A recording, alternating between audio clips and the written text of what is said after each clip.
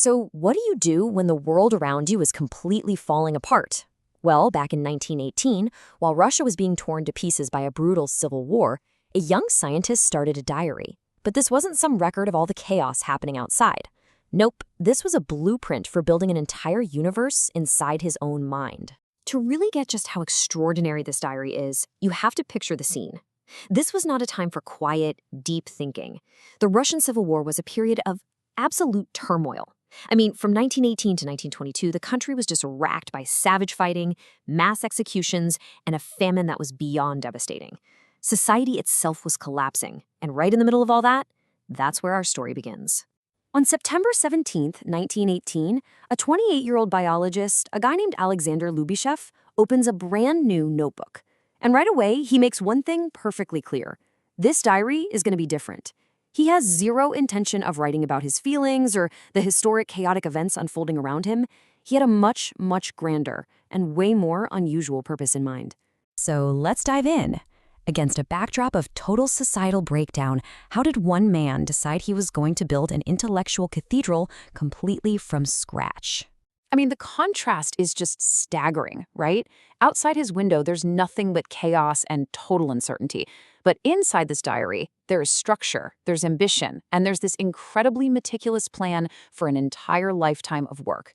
He saw it as a place to capture every single thought, to systematize all of his ideas, and to basically architect a path toward achieving his life's goals. And this wasn't just some idle journaling.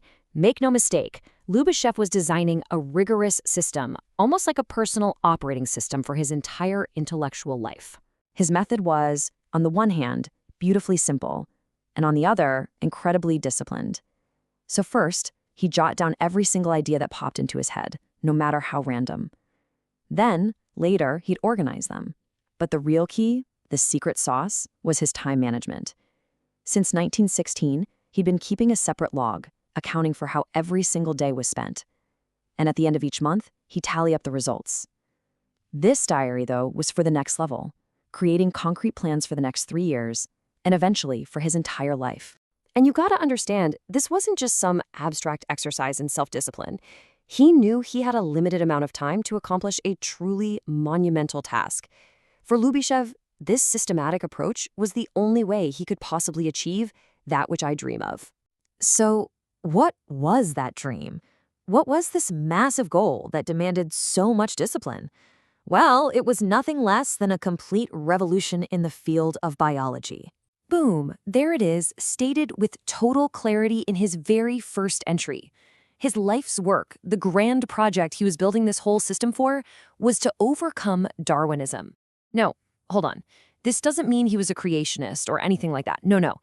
He was proposing a radical alternative to the theory of evolution by natural selection. Okay, so let's break this down.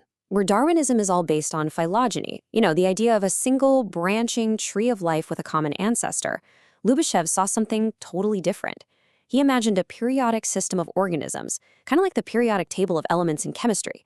He was convinced that the forms of living things weren't just random, but were actually governed by deep, underlying mathematical laws.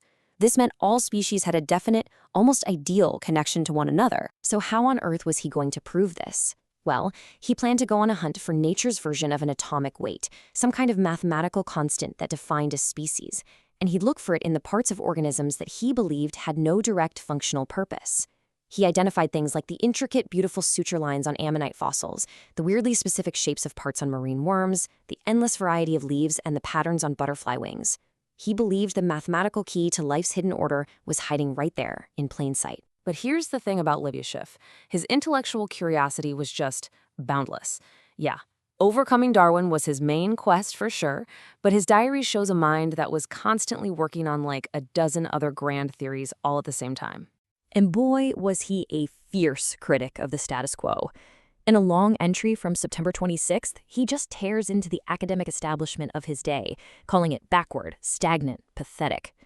He was dreaming of a radical university reform with more specialized departments, term limits for professors, and an evaluation system based on real scientific contributions, not just teaching.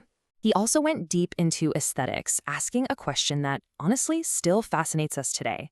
He was convinced it was totally possible to create something he called an objective aesthetics, basically a science of beauty. He argued that our sense of visual beauty isn't arbitrary at all. Think about it. Just like the mathematical ratios of harmony can explain why certain musical chords sound pleasing to our ears, he thought the properties of mathematical curves could explain why we find certain shapes in art and architecture beautiful. He even theorized that artists, maybe without even knowing it, were tapping into these fundamental mathematical rules. And then you get his more philosophical ideas, like genius loci, which means the spirit of a place. He wondered if a specific location, a unique environment, could actually impose a certain fashion or style on the creatures living there. He even pointed to examples of totally unrelated species in the same region that developed weirdly similar features, suggesting some shared influence beyond simple adaptation. Pretty wild stuff. So, when you step back and look at this incredible, lifelong intellectual project, what's the ultimate legacy? What's the big takeaway? When you look at his life's work, one thing becomes crystal clear.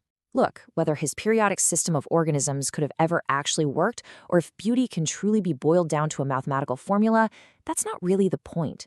He was an outsider, a contrarian, and a lot of his ideas stayed on the fringe of science. The real power of his story is the sheer force of his example. It's a testament to what the human mind is truly capable of. To build such a complex, ambitious, and ordered intellectual world, to chase after it with that much discipline while your physical world is literally burning down around you, that is the measure of his genius. And he knew this was a long game. He even quoted the biologist E.B. Wilson, writing that the progress of science is rather hindered by premature attempts to solve ultimate problems. See, his diary wasn't about finding quick answers. It was about laying the foundation, brick by meticulous brick, for a lifetime of thinking. Ultimately, the story of Alexander Lubashev leaves us with a pretty powerful question, doesn't it?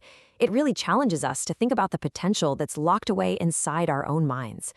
In a world that is so full of distractions, his diary is this timeless reminder of the incredible power of focus, of discipline, and of the unwavering pursuit of a great intellectual dream.